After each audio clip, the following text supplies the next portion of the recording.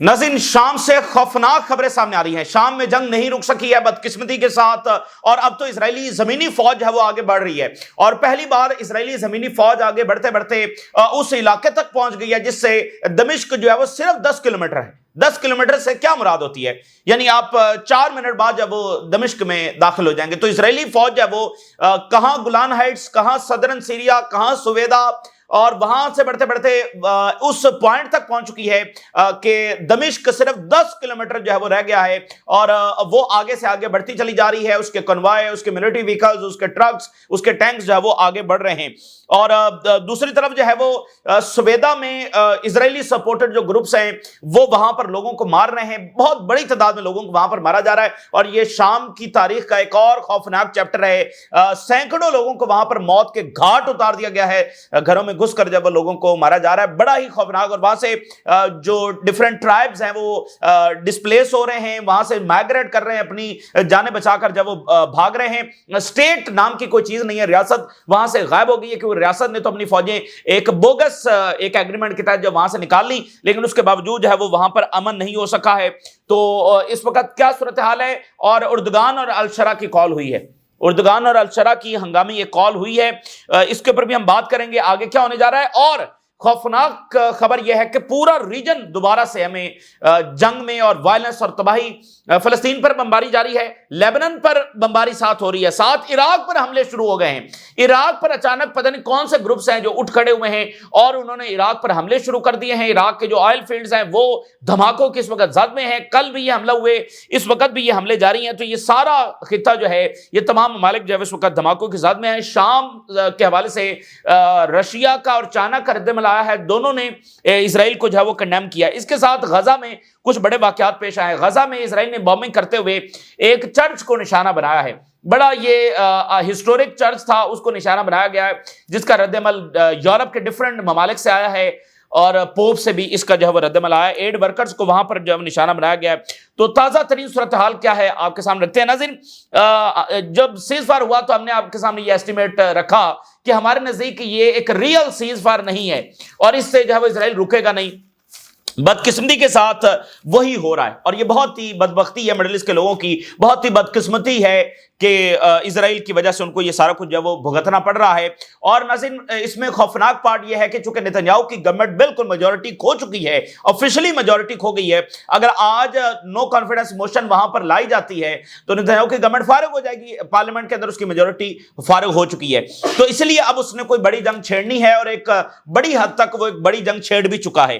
क्योंकि इस वक्त जब हम आपसे बात कर रहे हैं तो 4 मुल्क बमबारी की जद में है, जिसमें फलस्तीन है, जिसमें लेबनान है, जिसमें शाम है, और जिसमें इराक भी अचानक हमलों की जद में आ गया है। ड्रोन्स उड़ रहे हैं, ऑयल फील्ड, सबसे सेंसिटिव बात तो आपके एनर्जी रिसोर्सेज होते हैं, तो ऑयल फील्ड जो है वहां पर अचानक हमलों की जो है वो जद में आ गए हैं। और वहां पर शाम के अंदर वो ग्रुप्स दंदनाते फिर रहे हैं जो इजराइल जिनको जो है वो सपोर्ट कर रहा है। उधर जो इराक में हमले हो रहे हैं, जो ग्रुप्स हैं, उनके बारे में भी ये रिपोर्ट है कि इनको भी पीछे से इजराइल जो है वो सपोर्ट उसकी हो सकती है, वही असला दे रहा है। अच्छा, ये जो शाम के ऊपर नाज़रीन हमला है इजराइल का, ये बहुत सारी चीजें बदलने जा रहा है। ये मिडिल ईस्ट में एक बहुत बड़ा वाकया है, इसको मामूली वाकया ना लें। उसकी वजह क्या है? उसकी वजह यह है कि जो अल-शरा की गवर्नमेंट है, ये मुत्तफिका गवर्नमेंट है इजराइल की, अमेरिका की, यूरोप की, टर्की की, गल्फ की, जॉर्डन की, इन सब की ये मुत्तफिका गवर्नमेंट थी, खासकर गल्फ और टर्की की। अब आप देखेंगे तमाम गल्फ स्टेट्स ने अल-शरा को बुलाया है। सऊदी अरेबिया का पहला सबसे दौरा हुआ, फिर यूएई, फिर आप देखें कतर, तो बहुत ज्यादा सपोर्टर, और उसके अलावा कुवैत, ये तमाम ममालिक ने अल-शरा को बुलाया है, और यूरोपियंस ने भी, और फौरी तौर पर मान लिया गया उनकी गवर्नमेंट को और सैंक्शंस हटाई। तो ये सब की मुत्तफिका गवर्नमेंट थी। तो इसमें जो इंपॉर्टेंट पार्ट है, जो बॉटम लाइन है, वो ये है कि ये हमला अल-शरा पर नहीं है, ये शाम के ऊपर हमला नहीं है, ये हमला है तुर्की के ऊपर, ये हमला है सऊदी अरेबिया के ऊपर और कतर के ऊपर और खलीजी रियासतों के ऊपर, ये उनके ऊपर हमला है। और अगर यूरोप समझना चाहे तो ये उनके मफादात के खिलाफ भी है, ये उनके ऊपर भी हमला है, उनके मफादात के खिलाफ है टोटली 100%। 1% भी यूरोप का इसमें मफाद नहीं है इस जंग में, क्योंकि जो बशार अल-असद है उसको तो यूरोप ने गिराया है खाना जंगी के जरिए। इस बंदे को वो लेकर आए हैं जिसे अपने मकासद है उनके, اور جرمنی اور فرانس اور وہ سارے دورہ بھی کر چکے ہیں، اور الشرا کو یورپ بلایا بھی جا چکا ہے، فرانس نے بلایا. تو یہ تو یورپ کو 1% بھی سوٹ نہیں کرتا. تو یورپ کے مفادات بھی ایک طرح سے خلاف ہے. اب وہ آنکھیں چرا لیں تو الگ بات ہے اسرائیل کے لیے، لیکن یہ حملہ ترکی کے اوپر ہے. تو یہ بہت کچھ مڈل ایسٹ کے اندر بدلنے جا رہا ہے. تو اس لیے یہ اوور آل ایک اسرائیل کی اسٹریٹجک مسٹیک ہے، لیکن بہرحال اس کی اندھی وار مشین جو ہے وہ جاری ہے. اب ناظرین خبر یہ ہے کہ سیز فائر اناؤنس ہوا، شام کی فوج جو ہے سویدا سے نکل گئی، مگر جو اسرائیلی سپورٹڈ دروز باغی ہیں ان کی جو ملیشیا ہے، ہجیری ملیشیا ہے، یہ وہ دروز ہیں جن کو اسرائیل پلے کر رہا ہے. حالانکہ میجورٹی آف جو دروز کی ہے وہ تو شام کے ساتھ کھڑی ہے، فلسطین کے ساتھ کھڑی ہے اور اسرائیل کو کنڈیم کر رہی ہے، لیکن یہ ہجیری ملیشیا جو ہے یہ اسرائیل سپورٹڈ ہے، اسرائیل ان کو اسلحہ دیتا ہے، تو وہ جناب دندراتے پھر رہے ہیں، اور سویدا کے اندر مکمل کنٹرول ان کا ہو گیا ہے اور وہ وہاں پر لوگوں کو مار رہے ہیں. اور اس طرح سے مار رہے ہیں کہ بڑی خوفناک ویڈیو سامنے آ رہی ہیں لوگوں کے گھروں میں گھس کر. یعنی کہ ایسی بھی ویڈیوز آئی ہیں دل دہلا دینے والی کہ لوگ بیڈز پر پڑے ہوئے ہیں، صوفے پر پڑے ہوئے ہیں، سامنے ٹی وی چل رہا ہے، وہاں پر بیٹھ کر مطلب آپ گھر میں روٹین میں بیٹھے ہوئے ہیں تو گھسے ہیں لوگ اور آپ کو مار کر چلے گئے. اس طرح کی ایگزیکیوشن گولیوں کے ساتھ جو ہے وہ کی جا رہی ہے. تو ایک بڑا خوفناک چیپٹر جو ہے وہ وہاں پر انفولڈ ہو رہا ہے اور کوئی ان کو بچانے کے لیے وہاں پر نہیں ہے. ٹھیک ہے نا، یعنی بدین قبائل جو ہے وہ ان کے اوپر حملے ہو رہے ہیں اور وہ اپنی فیملیز کے ساتھ جو ہے وہ وہاں سے مائگریٹ کر رہے ہیں، اور فیملیز جو ہے وہ وہاں پر اپنی جانیں بھی دے رہی ہے. اور یہ پیور ایک خانہ جنگی ہے، ایک خانہ جنگی ہے. اور جب ایسا وائلنس کیا جا رہا ہے، یعنی وہاں پر بدین قبائل کے لوگوں کو مارا جا رہا ہے، باقی ٹرائبز کے لوگوں کو مارا جا رہا ہے، تو اس کا رد عمل کیا آئے گا؟ اس کا رد عمل بھی یہی آئے گا کہ پھر وہ بھی ہتھیار اٹھا کر اپنا دفاع کریں گے. اور اس میں خوفناک پارٹ کیا ہے؟ اس میں خوفناک پارٹ یہ ہے کہ اسٹیٹ تو ہے ہی نہیں. یعنی خانہ جنگی کیا ہوتی ہے کہ ایک سینٹرل اتھارٹی نہیں ہے، تو اسٹیٹ تو فارغ ہو گئی. اس لیے یہ سب سے بوگس ایگریمنٹ تھا کہ آپ اپنی ٹیریٹری سے بغیر کسی سیکورٹی ارینجمنٹ کے آپ اپنی فوجیں نکال رہے ہیں. یعنی اس سے بڑی کوئی بیوقوفی ہو سکتی ہے؟ مجھے بتائیں. چلے ہماری سمجھ میں ایک بات نہیں آ رہی، جس کی سمجھ میں آ رہی ہے وہ بتا دے کہ آپ کی ایک اسٹیٹ ہے، آپ کی اپنی ایک ٹیریٹری ہے، اس سے آپ فوجیں نکال رہے ہیں، اور ابھی پورا امن و امان بھی وہاں پر نہیں ہوا. کیا وہاں پر سب نے ہتھیار ڈال دیے تھے پھر آپ نے فوجیں نکالی ہیں؟ وہاں پر تو دروز ملیشیا اور اسرائیل کا تو مکمل کنٹرول تھا وہاں پر، اور اس کے باوجود شام نے فوجیں وہاں پر نکال لی. تو لوگ مارے جا رہے ہیں، اسرائیل کی دروز ملیشیا اور باقی جو ہیں وہ دندناتے پھر رہے ہیں. اور کل سے لے کر ابھی تک جو خبر ہے آپ ذرا اندازہ کر لیں، سویدا میں 516 لوگ ایگزیکیوٹ کر دیے ہیں. بمباری کی ہم بات نہیں کر رہے، ایگزیکیوٹ کیے گئے ہیں، یعنی گولیوں سے مارے گئے ہیں. تو اسٹیٹ تو ہے نہیں، اسٹیٹ تو غائب ہو چکی ہے. تو یہی تو خانہ جنگی ہے کہ گروپس آپس میں لڑ رہے ہیں، بلکہ حملہ ہو رہا ہے دروز ملیشیا کی جانب سے، اور اس کا ظاہر ہے کہ آگے سے جواب آئے گا. اور اسٹیٹ نے یہ کہا ہے، الشرا کا جو جواب آیا ہے، بیان ابھی آیا ہے، اس نے کہا کہ ہم جنگ سے ڈرتے نہیں ہیں مگر ہماری ترجیحات ابھی دوسری ہیں. تو ٹھیک ہے، الشرا صاحب کی کوئی اور ترجیحات ہوں گی، لیکن اس سے حالات جو ہے وہ بالکل ریاست کے کنٹرول سے باہر ہو چکے ہیں بدقسمتی کے ساتھ. یہی اسرائیل کا بنیادی پروجیکٹ تھا، شام کو ڈسٹیبلائز کرنا. اور سنگل جو یہاں پر فیکٹر ہے کہ اس سارے حالات کا ذمہ دار کون ہے؟ ڈیفینیٹلی وہ اسرائیل ہے. ٹھیک ہے، الشرا نے غلطیاں کی ہیں، وہ حزب اللہ اور ایران کو اپنا دشمن ڈکلیئر کرتا رہا ہے، جو بھی اس نے کیا، لیکن ظاہر ہے کہ اس کا سنگل جو فیکٹر ہے وہ اس وقت اسرائیل ذمہ دار ہے اور ڈسٹیبلائزیشن کا. اب دیکھیے کہ نیتنیاہو کی جو سٹیٹمنٹ آئی ہے، کہتا ہے کہ ہم نے کلیئر پالیسی سیٹ کر دی ہے ریگارڈنگ سیریا. وہ یہ ہے کہ from Golan Heights to the Mount Druze یہ ریمین ڈی ملٹرائز رہے گا. ہم اس کو ڈی تو مطلب ایک تکبر، انا اور جنگیں، مطلب یہ سارا علاقہ او بھائی آپ کون ہیں ڈی ملٹرائز کرنے والے؟ تمہاری حیثیت کیا ہے؟ لیجیٹیمیسی کیا ہے؟ کچھ بھی نہیں، تکبر ہے نا، اور زور زبردستی ہے، بس اندھی طاقت کا استعمال ہے. اب دیکھیں کہاں دروز ماؤنٹین ہے، کہاں گولان ہائٹ ہے، تو وہ یہ سارا علاقہ جو ہے وہ اس کی وہ کہہ رہے ہیں کہ یہ ڈی ملٹرائز ہوگا. اس کا مطلب کیا ہے؟ اس کا مطلب یہ ہے کہ شام کی فوجیں ادھر نہیں آ سکیں گی، اور ادھر نہیں آ سکیں گی تو اسرائیل یہاں پر کیا کر رہا ہے؟ اسرائیل یہ کر رہا ہے کہ لوگوں کو مارا جا رہا ہے اور لوگ ڈسپلیس ہو رہے ہیں، تو وہ یہاں پر ڈیموگرافک چینجز کر رہا ہے، یعنی کہ بہت بڑی میجورٹی میں لوگ یہاں سے ڈسپلیس ہو جائیں گے. تو اس سے آسانی ہوگی اس سارے علاقے پر قبضہ کرنے کے. ویسے بھی شام کی کون سا کو بڑی آبادی ہے، تو یہاں سے لوگ ڈسپلیس ہو جائیں گے کیونکہ خانہ جنگی چھڑ گئی ہے، لوگ اپنی جانیں بچا کر بھاگ رہے ہیں دمشق کی طرف اور باقی علاقوں کی طرف. تو ڈیموگرافک چینجز اسرائیل کر رہا ہے، اور اس تمام علاقے میں وہ کہہ رہا ہے کہ ہماری تو پالیسی یہ ہے کہ ڈی ملٹرائز ہوگا. یعنی شام کی فوجیں ادھر نہیں آ سکتی، اور لوگوں کو وہاں پر بھی، لوگوں کو کون سا بھی پروٹیکشن ہے، لوگوں کو مارا جا رہا ہے، تو وہ وہاں سے نکل رہے ہیں اور اس طرح سے وہ علاقے خالی ہو جائیں گے اور اسرائیل بآسانی جو ہے وہاں پر قبضہ کر لے گا۔ تو صدرن سیریا سے بڑھ کر وہ پورے شام میں بھی اگلا پروجیکٹ خانہ جنگی کا ہے، کیونکہ جو دروز ملیشیا ہے سپورٹڈ بائی اسرائیل، وہ یہ کہہ رہی ہے کہ ہمارے راستے جو ہیں وہ کردوں تک کھولے جائیں۔ ابھی تمہارا کردوں تک کیا لینا دینا ہے؟ کرد چونکہ ان کے پرانے اتحادی ہیں، ابھی انہوں نے ایس ڈی ایف نے سارا معاملہ طے کر لیا ہے، تو یہ اب کہہ رہے ہیں کردوں تک ہمارا راستہ جو ہے وہ کھولا جائے۔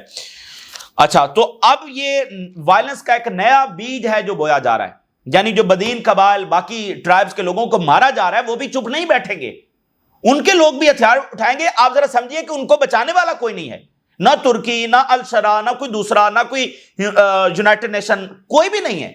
آپ کی فیملیز ہے، آپ کے گھروں میں گھس کر مارا جا رہا ہے، تو آپ کیا کریں گے؟ آپ کو بچانے والا کوئی نہیں ہے، تو وہ خود ہتھیار اٹھائیں گے اور خود اس کا بدلہ لیں گے اور اس کو کنفرنٹ کریں گے۔ تو یہ وائلنس کا ایک نیا بیج جو ہے وہاں پر بویا جا رہا ہے۔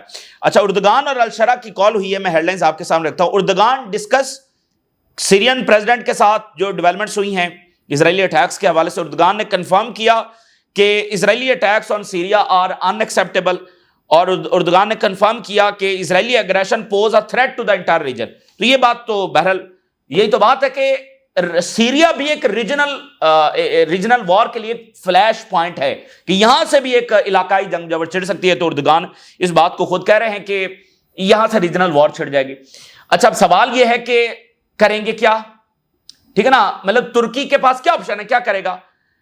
دیکھیں نا، یہ ان ایکسیپٹیبل ہے کہ جو اسرائیل کا بیہیویئر ہے کہ اسرائیل پیچھے نہیں ہٹ رہا، بلکہ اس نے اپنی ملیشیا آگے بھیج دی ہے، لوگوں کو وہ مار رہی ہے، لوگوں کو باقی جو ٹرائبز ہیں ان کو ڈسپلیس کر رہی ہے۔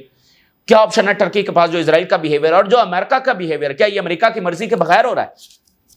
ٹھیک ہے نا، یعنی ان کی چلو مرضی نہیں شامل، لیکن گرین لائٹ تو ہے، اجازت تو ہے، رکاوٹ تو کوئی نہیں ہے اسرائیل کو، تو وہ کرتے چلے جا رہے ہیں۔ تو ترکی کے پاس کیا آپشن ہے؟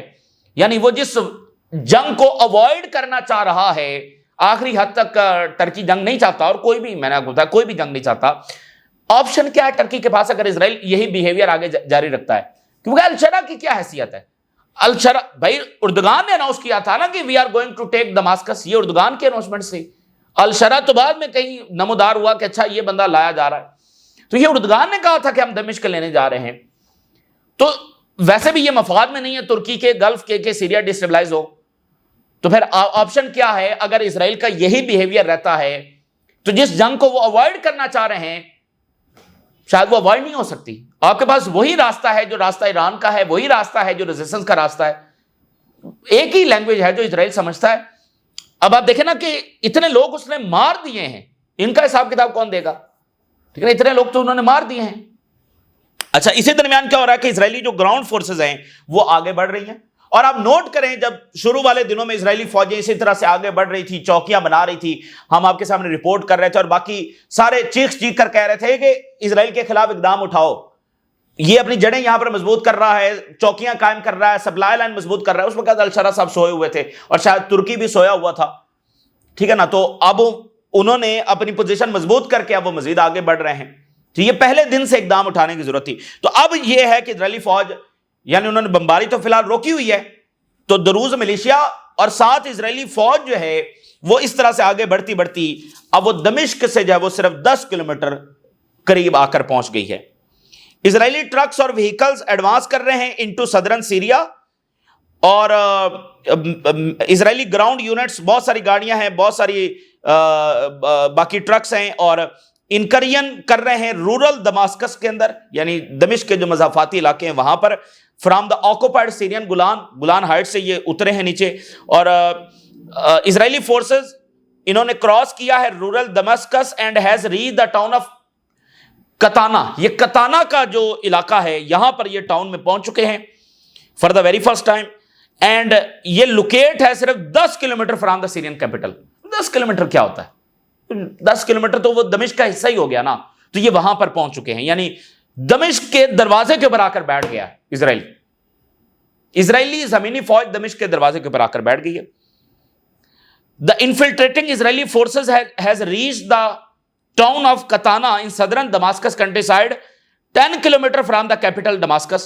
تو یہ اس وقت کی صورتحال ہے، اور دروز جو ہیں ان کے جو وہ جھنڈے لگا رہے ہیں سویدا میں اور باقی علاقوں میں، اس میں اسرائیلی جو سٹار ہے وہ بھی ان کے جھنڈے میں شامل ہے، یعنی ان کا جو اپنا فلیگ ہے اس میں اسرائیلی جو سٹار ہے وہ بھی انہوں نے شامل کیا ہوا، تو وہ گویا اسرائیلی جھنڈا ہے جو وہاں پر لگ رہا ہے۔ اور مساجد کے اندر اناؤنسمنٹ ہو رہی ہے، باقی ٹرائبز کر رہے ہیں جنرل موبلائزیشن کے لیے کہ اپنے لوگوں کو بچانے کے لیے کہ سارے جو ہے وہ اٹھ کھڑے ہوں۔ اور اس میں اب یعنی الشرا کیا کرے گا اور ترکی کیا کرے گا؟ کیا لوگ اسی طرح سے مرتے رہیں گے؟ اس سے ایک اور اگلی بات اب یہ ہے، یعنی خاموش کیسے بیٹھ سکتا ہے جولانی اور ترکی؟ اس کی وجہ یہ ہے کہ اگر اسرائیل اسی طرح سے دندناتا پھرے تو بھائی جولانی کو رولر کون مانے گا جو آلریڈی کوئی نہیں مان رہا؟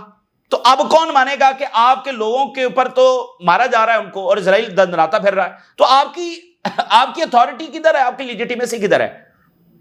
تو اور پھر درمیان میں اگر کوئی ایسا واقعہ ہو گیا کہ اگر شام کی موجودہ لیڈرشپ میں سے کسی کو اسیسینیٹ کر دیا گیا تو پھر، کیونکہ اسرائیل کھلے عام یہ دھمکیاں تو لگا رہا ہے کہ ہم اسیسینیٹ کریں گے، اور اگر اندر سے کسی نے اٹھ کے کر دیا اور اسی دروز ملیشیا میں سے کسی نے اٹھ کے کر دیا تو پھر کیا ہوگا؟ پھر تو فل فلیج خانہ جنگی ہے، کیونکہ یہ جو گورنمنٹ ہے وہ تو آلریڈی کمزور ثابت ہوئی ہے اور بندوق کے زور پر آئی ہے، کوئی جمہوریت تو وہاں پر ہے نہیں، انتقال اقتدار کا تو ابھی تک کوئی سیٹ اپ وہاں پر ہے نہیں، پھر کیا کریں گے؟ تو اسرائیل نے جو ہے وہ شام کو بہت ہی مشکل ترین حالات کی طرف دھکیل دیا، اور یہ معاملہ آگے سے آگے، یعنی لیبنن میں بھی سٹرائکس ہوئی ہیں، ابھی شہادتیں وہاں پر ہوئی ہیں، اور عراق میں وہ ڈرونز اڑتے پھر رہے ہیں، وہ آئل سٹیشنز کو جو ہے وہ جا کر نشانہ بنا رہے ہیں۔ تو ایسا لگ رہا ہے کہ یہ لیبنن سے لے کر شام، شام سے لے کر عراق اور آگے پھر ایران، ظاہر ہے کہ وہ تو ان کا ٹارگٹ ہے ہی ہے۔ پھر آپ دیکھیے کہ ہوا کیا ہے کہ کل جو پیلس کے اوپر اٹیک ہوا اس کے حوالے سے تازہ خبر یہ سامنے آ رہی ہے کہ ویسٹرن ڈپلومیٹس اس دھماکے سے صرف چند میٹر کے فاصلے کے اوپر تھے، صرف چند میٹر کے فاصلے کے اوپر۔